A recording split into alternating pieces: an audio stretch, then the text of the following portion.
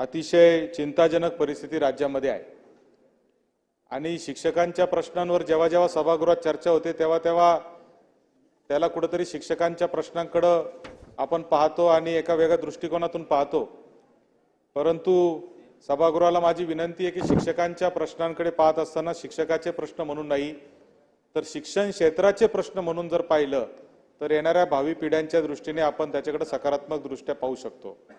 आजही शिक्षण क्षेत्रामधल्या शाळांची अवस्था, संस्था चालकांची अवस्था, शिक्षकांची अवस्था, विद्यार्थ्यांची अवस्था अत्यंत वाईट आहे। आजच शासनाने निर्णय घेतला की गणवेशाच्या बाबतीमध्ये पुन्हा एकदा ते पैसे शाळा व्यवस्थापन समित्यांकडे वर्ग करण्याचा निर्णय आजच सरकारने घेतला, त्याबद्दल सरकारचे आभार मानतो। परंतु जून महिन्यापासून आजपर्यंत या मुलांना, ग्रामीण भागातल्या मुलांना, शहरी भागातल्या सरकारी शाळांमध्ये जाणाऱ्या मुलांना गणवेश आपण देऊ शकलो नाही, ही देखील एक फार मोठी शोकांतिका आहे।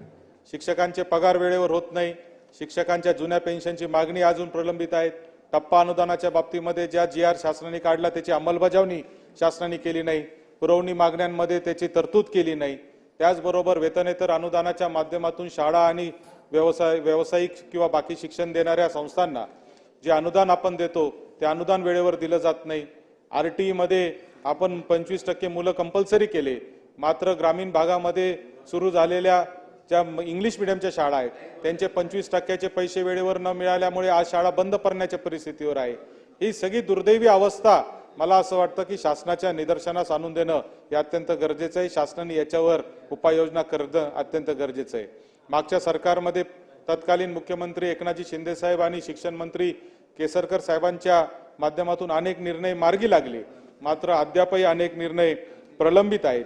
पोर्टलच्या माध्यमातून शिक्षकांच्या भरती प्रलंबित आहेत।